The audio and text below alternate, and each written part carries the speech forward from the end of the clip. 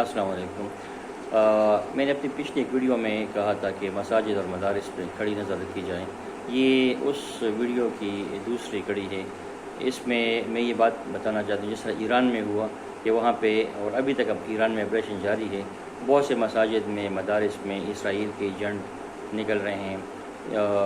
جو وہاں پہ اسرائیل کے لیے کام کر رہے تھے۔ اور یہ اس طرح تھا کہ انڈیا کے ساتھ دوستی کی وجہ سے یہ لوگ انڈیا سے مسلمانوں کے لباس میں، مسلمانوں کے روپ میں بڑی بڑی داڑیاں چھوڑ کے وہ لوگ چلے گئے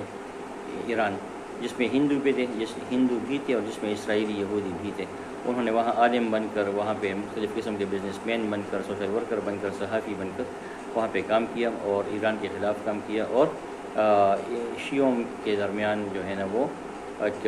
تفرقہ ڈالا، شیعوں کو سنیوں کے خلاف عجیب عجیب باتیں کی، سنیوں سے لڑانے کے لیے باتیں کی، اہل حدیث کے خلاف زہر بھرا ان کے ذہنوں میں۔ تو اسی طرح پاکستان کے حوالے سے میں یہ بات کرتا ہوں، پاکستان میں بھی یہ انگریزوں کے دور میں ہوا ہے کہ وہ باتیں تو سامنے آئی ہیں کہ دیر سے ایک شخص جو ہے نا وہ 10 سال تک دیر میں امام تھا، اور جب وہ واپس انگلینڈ چلا گیا تو دیر کے لوگوں کی اس سے ملاقات ہوئی۔ دیر کا کچھ لوگ انگلینڈ گئے تھے، اس نے اسے بتایا کہ میں آپ کا وہی امام ہوں جو 10 سال آپ نے میرے پیچھے نمازیں پڑھی ہیں، اور پھر اسے ہنس کر کہہ لگا کر طنز سے کہتا ہے کہ اپنے 10 سالوں کی نمازوں کو آپ واپس ادا کریں، قضا ادا کریں، کیونکہ وہ آپ کی ایک عیسائی کے پیچھے ہوئی ہیں۔ اس طرح کے واقعات تو انگریزوں کے دور میں ہوتے رہتے تھے، لیکن ایران کے اس واقعے سے پتہ چلتا ہے کہ پاکستان میں بھی ایسا ہو سکتا ہے اور ایسا ممکن ہے۔ تو پاکستان کے مساجد اور مدارس میں بھی ایک آپریشن کی ضرورت ہے۔ اس میں بہت ممکن ہے کہ بہت سے امام اور بہت سے قاری صاحبان مدرسوں میں اور بہت سے مساجد کے ائمہ اس طرح نکلیں کہ وہ عیسائی ہوں، وہ یہودی ہوں، وہ ہندو ہوں، لیکن انہوں نے بڑے بڑے جبے و دستار پہن کر وہاں پہ امامتی کر رہے ہوں، وہاں پہ قرآن پڑھا رہے ہوں اور کام کر رہے ہوں، انڈیا کے لیے کام کر رہے ہوں، اسرائیل کے لیے کام کر رہے ہوں، دوسرے مغربی ممالک کے لیے۔ بلکہ امریکہ میں تو ایک خفیہ مقام پہ ایک بہت بڑا علاقہ ہے، ایک جگہ ہے جہاں پہ باقاعدہ لوگ تیار کیے جا رہے ہیں، ان کو قرآن پڑھایا جا رہا ہے، ان کو حدیث پڑھائی جا رہی ہے، اور پھر ان کو مختلف اسلامی ممالک میں بیچ کر کسی کو اہل حدیث کے صف میں شامل کیا جاتا ہے، اہل حدیث کی ٹریننگ ان کو دی جاتی ہے، کسی کو دیوبندی اور کسی کو بریلوی اور ڈفرینٹ مسلکوں میں ان کو داخل کرایا جاتا ہے۔ تو یہ لوگ یہاں کر ہم ان کو بڑے بڑے عالم سمجھتے ہیں، لیکن وہ ہوتے نہیں ہیں۔ پھر مدارس میں جو قاری صاحبان ہوتے ہیں جو کہ بچوں کے ساتھ بدفعلی مبتلا ہوتے ہیں، تو لوگ حیران ہوتے ہیں کہ یہ کیسے قاری ہیں۔ تو میں کہتا ہوں کہ حیران ہونے کی بات نہیں ہے۔ آپ پنجاب میں دیکھیں، بڑے بڑے پیر صاحبان جو کہ بڑے بڑے جبے دستار پہنے ہوتے ہیں، بڑی بڑی داڑھی ہوتی ہیں، ہاتھ میں تسبیح ہوتے ہیں، وہ لوگ کیا کرتے ہیں؟ خواتین آتی ہیں، وہ لوگ صرف اپنی ہوس کی آگ بجھانے کے لیے پیر بنے ہوتے ہیں، اور خواتین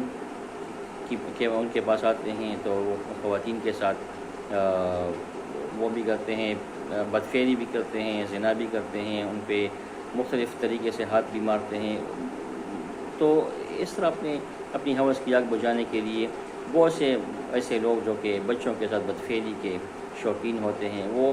کوئی مشکل نہیں ہے کہ وہ داڑھی واڑی چھوڑ کر اور سر پہ ٹوپی رکھ کے کسی مسجد میں قاری بن جائیں، کیونکہ قاری کسی مدرسے میں قاری بن جائیں، کیونکہ قاری بننے کے لیے نہ کسی سرٹیفکیٹ کی ضرورت ہے اور نہ ہی کسی سند کی ضرورت ہے، نہ کسی لائسنس کی ضرورت ہے۔ مدرسہ کھولنے کے لیے بھی کسی لائسنس کی ضرورت نہیں۔ کوئی بھی اپنے محلے میں کوئی کرائے پہ گھر لے کر یا اس میں مدرسہ کھول دیتا ہے، یا کسی مسجد کے امام سے اجازت لے کر کسی خاص ٹائم میں ظہر کی نماز کے بعد یا عصر کی نماز کے بعد یا مغرب یا عشاء کی نماز کے بعد اپنا مدرسہ شروع کر دیتا ہے۔ کوئی پوچھ گچھ نہیں ہے کہ آپ نے کوئی سند لی ہے علم میں، قرآن حفظ آپ نے خود کیا ہے، قرآن اپنے تجوید سے پڑھا ہے، قرآن آپ نے کسی مدرسے سے کیا ہے، اس پہ آپ نے عبور کیا ہے، کوئی اس کا کورس کیا ہے یا نہیں کیا ہے، کوئی ایسا پوچھ گچھ نہیں ہوتا، وہ لوگ آپ کا مدرسہ شروع کر دیتے ہیں۔ تو ایسے قسم کے لوگ جو بچوں کے ساتھ بدفعلی کے پہلے سے عادی ہوتے ہیں، وہ قاری صاحبان بن کر ان کو پورا موقع ہاتھ آ جاتا ہے۔ پھر ایسے لوگ جو ہے نا وہ اسکولوں میں بھی ہوتے ہیں، ٹیچرز کے روپ میں بھی ہوتے ہیں۔ اسکولوں پہ انشاءاللہ میں بات کروں گا، لیکن اس وقت ضرورت اس بات کی ہے کہ مساجد و مدارس میں ایک آپریشن شروع کیا جائے، اور ائمہ اور قاری صاحبان اور مدرسین کی چھان بین کی جائے کہ یہ لوگ کون ہیں، کہاں سے آئے ہیں، کس چیز سے ان کا تعلق ہے، کس تنظیم سے تعلق ہے، کس مسلک سے تعلق ہے، اور یہ کب سے یہاں پہ ہیں اور ان کے خلاف کوئی شکایات اب تک جو سامنے نہیں آئی ہیں، اور ان کے کردار کے حوالے سے ان کو آبزرویشن پہ تمام ائمہ کو اور تمام قاری صاحبان کو آبزرویشن پہ رکھا جائے، ان کو فوج بھی اپنے آبزرویشن پہ رکھیں، پولیس بھی آبزرویشن پہ رکھیں، اور عوام بھی، بلکہ حتیٰ کہ اس مسجد کے اس مدرسے کے مقتدی جو وہاں پہ نماز پڑھنے آتے ہیں وہ بھی ان کو آبزرویشن پہ رکھیں، اور جو وہاں کے ناظمین ہیں وہ بھی وہاں پہ ان کی چھان بین کریں۔ اس سے فائدہ یہ ہوگا کہ دودھ کا دودھ پانی کا پانی ہو جائے گا، اور ان لوگوں کی وجہ سے لوگ علماء حق سے بھی منزل ہو رہے ہیں، سارے علماء کو لوگ ایک ہی نظر سے دیکھ رہے ہیں، تو یہ اس سے علماء حق بھی سامنے آ جائیں گے، اور اس قسم کے جو یہ ایجنٹ قسم کے لوگ ہیں یہ بھی سامنے آ جائیں گے، کیونکہ یہ لوگ ہمارے اندر بہت اندر تک گھسے ہوئے ہیں اور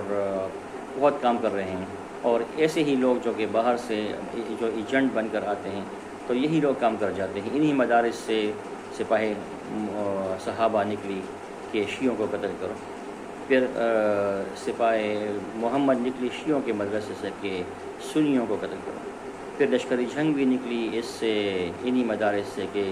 شیعوں کے اور اہل حدیث کے مدرسوں کو اور مساجد کو جلا دو، آگ لگا دو۔ اب یہ کہاں سے ہو رہا ہے؟ یہ ایک صحیح مسلمان عالم کبھی یہ نہیں کرے گا، ایک صحیح مسلمان قاری یہ کبھی نہیں، صحیح مسلمان مدرس یہ کبھی نہیں کرے گا۔ یہ وہی لوگ ہیں جو یہودی عیسائی بن کر ہمارے اندر گھس آتے ہیں عالموں کے روپ میں، قاریوں کے روپ میں،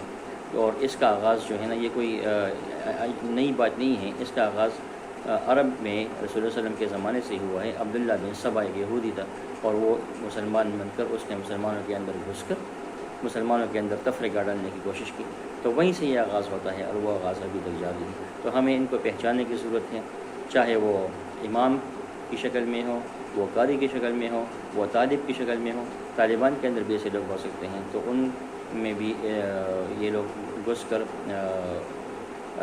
اس طرح ان کے لیے کام کرتے ہیں، تو ان سب میں چھان بین کی ضرورت ہے۔ اس وجہ سے میری ریکویسٹ ہے گورنمنٹ سے، انٹیلیجنس اداروں سے، اور عوامی لوگوں سے، عوامی نمائندوں سے، کہ وہ نظر رکھیں اور ان کی چھان بین کریں، اور بہت جلد اس کا نتیجہ نکل آنا چاہیے۔ تو مساجد اور مدارس میں بھی آپریشن جیسے شروع ہونا چاہیے۔